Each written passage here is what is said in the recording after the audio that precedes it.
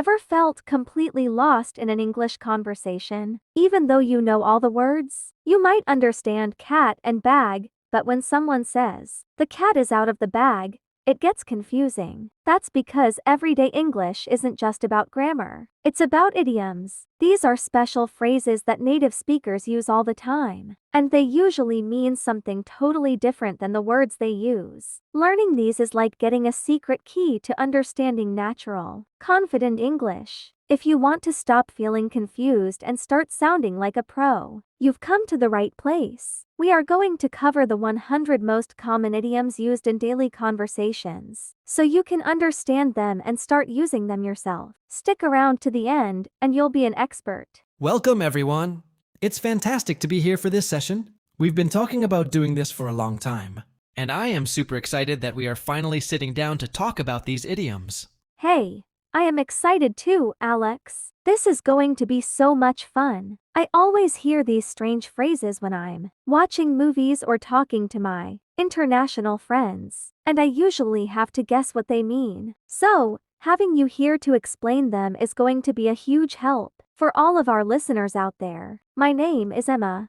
I'll be asking all the questions to make sure we truly understand how to use these in our own conversations. And I'm Alex. My job is to explain what these idioms mean and, more importantly, why people use them and how to use them correctly. We want this to be a really comprehensive guide. So yes, Emma, please ask all the questions you want. Ready to jump in? We have 100 of these things to get through. I am ready. 100 is a big number, so let's get started. What's the very first idiom on our list? Okay, first one. To start things off right, let's use break a leg. Oh, I know that one. It sounds terrible, but it actually means good luck, right? Why on earth do we say that? It seems very mean. It does sound strange. It comes from the theater, where performers were superstitious. They thought saying good luck would actually bring bad luck, so they said the opposite. Break a leg became the way to wish someone a great performance. Okay, that makes sense. So, I would say it to my friend who is about to give a presentation. Like, break a leg on your presentation, Mark. Exactly. Or break a leg tonight, if they are performing in a show. Speaking of shows, have you ever heard the expression, the show must go on? This means that no matter what happens, you have to continue what you are doing, even if things go wrong. Oh, like when something bad happens, you have to keep going. I think I've heard that one. I suppose my friend Mark could say, the show must go on, even if he loses his presentation slides. That's a good one, Emma.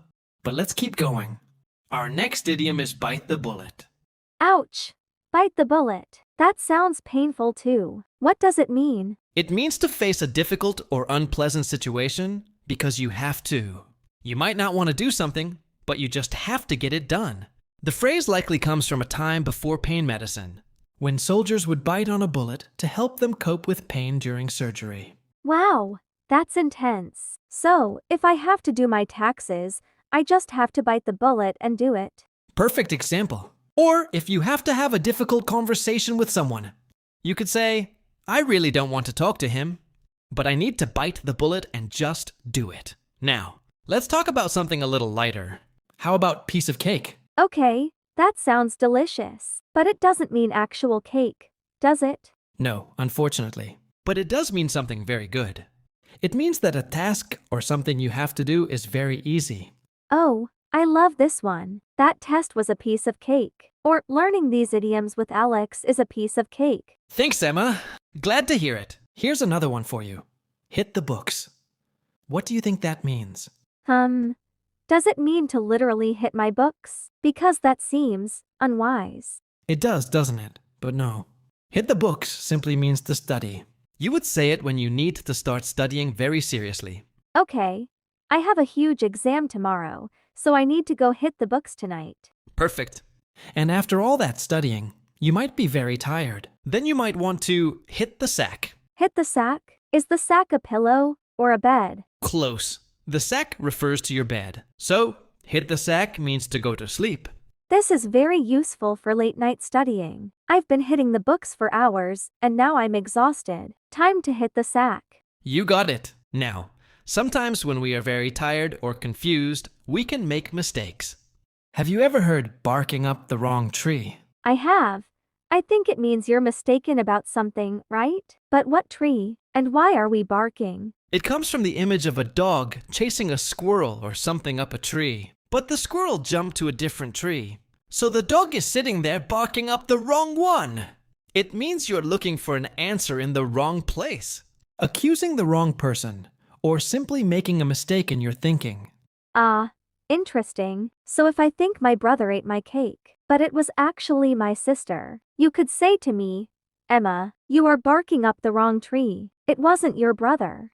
That's exactly how you use it. Let's stick with mistakes for a moment. How about don't cry over spilled milk? Okay, so I spilled my milk and I shouldn't be sad about it, because I can just get more. Yes, that's the literal idea. The idiom means you shouldn't be upset or complain about something that has already happened and that you cannot change. It's done. Move on. I like this one too. It's good advice. I failed the quiz, but I can't do anything about it now. There's no point crying over spilled milk. I'll just do better next time. Great attitude, Emma. And here's one for when you're very happy. On cloud 9. On cloud 9. Why 9? Is that the highest cloud? Nobody knows for sure why the number 9 was chosen, but it just means you are very, very happy or on top of the world. Okay. When I got the promotion, I was on cloud 9 for a week. Perfect. Another one for a happy moment. Saved by the bell. What could that mean? Saved by the bell. Does it come from a boxing match? Like when the bell rings to end a round right before someone is about to be knocked out? Sure, that is the perfect explanation. In general, it means to be rescued from a difficult situation just in time. Okay. So, the teacher was about to call on me for an answer. But then the fire alarm went off. I was saved by the bell. Exactly. Let's keep moving. How about the ball is in your court? This one comes from tennis. Okay, tennis. The ball is in your court. So, it means it's my turn to play? Yes, in the conversation or the situation. It means it is your responsibility to make the next move, decision, or action. So, if I sent an email to a client, I would say, I've sent the proposal. Now the ball is in their court. Exactly. You are waiting for them to act. Here's another one. Call it a day. This is something we often say at work. Call it a day, so we give the day a name? Like, today is Tuesday? No. Call it a day means to stop doing what you were doing. Usually for that specific day. It means you've done enough work or put in enough effort. Okay. We've been working for 10 hours straight. Let's just call it a day and come back tomorrow. Perfect example. Now, let's talk about money. Have you ever said something costs an arm and a leg? Costs an arm and a leg, so it's extremely expensive. Yes, so expensive that you'd have to give away your limbs to afford it. I would not want to do that. That new designer bag is beautiful, but it costs an arm and a leg. Exactly. And sometimes people pay for expensive things with cold hard cash. Cold hard cash. I think this means cash you can see and touch, right? Not credit cards or checks. You are right. The cash means coins and paper money. Cold and hard just emphasize the reality of the money you are holding. Okay. I paid for the couch with cold hard cash. Nice, let's try. Keep your chin up. This is something you'd say to a friend who is having a tough time. Okay. Keep your chin up. So, stay positive? Precisely. To stay optimistic and confident, even when you are facing problems or feeling down. Okay, that's good. I know things are hard right now, but you've got to keep your chin up. Absolutely. And when you are very focused, you might want to say you are in the zone. This is a sports phrase too. In the zone.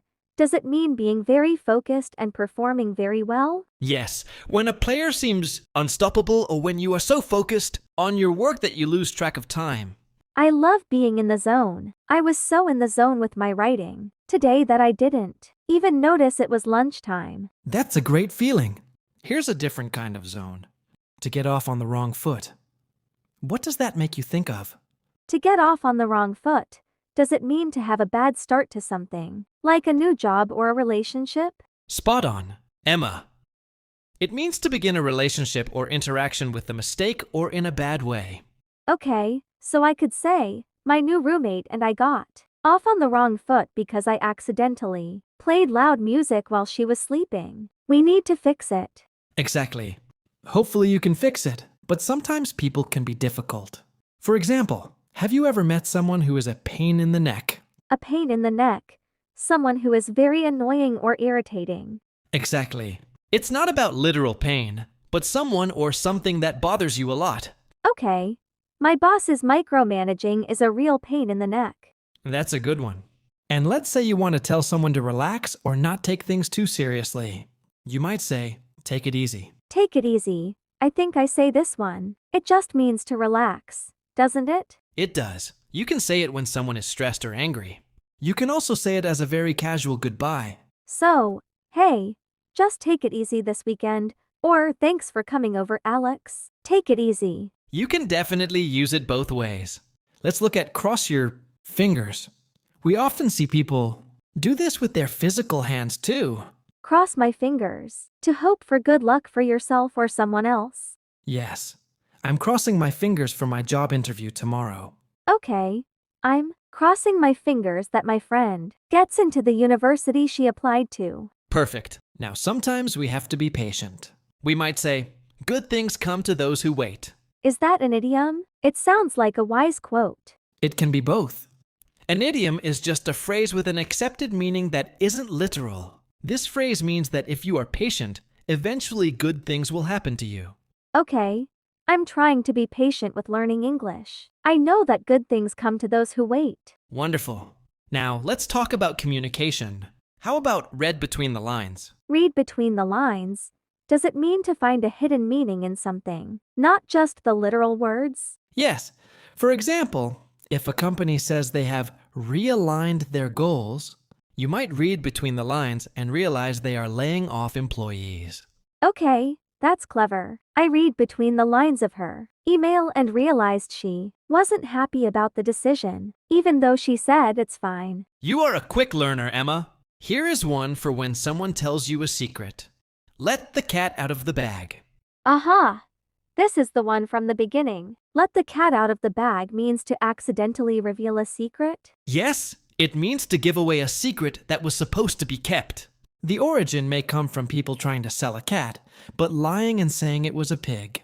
That is a funny story. So, my sister let the cat out of the bag about my surprise birthday party. I was supposed to be shocked. Exactly. And another way to talk about revealing a secret is spill the beans.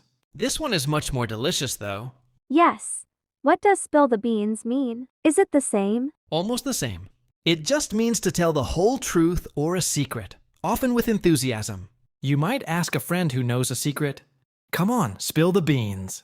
Okay, so the police finally got the man to spill the beans about where the stolen car was. Perfect. Let's stick with communication. Have you ever heard the best of both worlds? This is when something seems like a perfect situation. The best of both worlds. Does it mean enjoying the benefits of two different and perhaps opposite things at the same time? Spot on. For example, if you love working, but also love having time for your hobbies, and you find a job with a great salary and short hours. Okay, living in a city that is right next to the beach gives you the best of both worlds. You've got it. And what about the last straw? This is for when a situation has become too much to handle. The last straw. Like a drink? The last straw to finish my milkshake? Haha, not a literal straw. It refers to the phrase, the final straw that broke the camel's back. It means the last small issue or event that makes a situation intolerable and causes you to lose your patience. Okay. My car was having so many problems. First the tire went flat, then the engine made a weird noise. But the last straw was when the key broke off in the ignition. Yes, that would be the last straw. A different kind of last item, the cherry on top. Oh, this sounds good. Like on an ice cream sundae. Yes, a literal cherry on top of ice cream makes it perfect. The idiom means a final, positive detail or addition that makes the situation even better than it already was. Okay. I love my new apartment, but the cherry on top is that it's only a 5-minute walk from my favorite bookstore. That is a lovely cherry on top. Let's keep going. We are making great progress. Here's a phrase for a relationship. See eye to eye. What do you think that means? See eye to eye. Does it mean to agree completely? Exactly. It doesn't mean looking directly into someone's eyes, but having the same opinions and understanding. Okay. My sister and I see eye to eye on almost everything, from politics to fashion. Wonderful. And when someone is being too proud or is ignoring you, we might say they are on their high horse. On their high horse. Does it mean acting in a way that suggests you are better or more important than everyone else? Yes, and a horse used to be a very expensive, powerful symbol. The idiom has that history.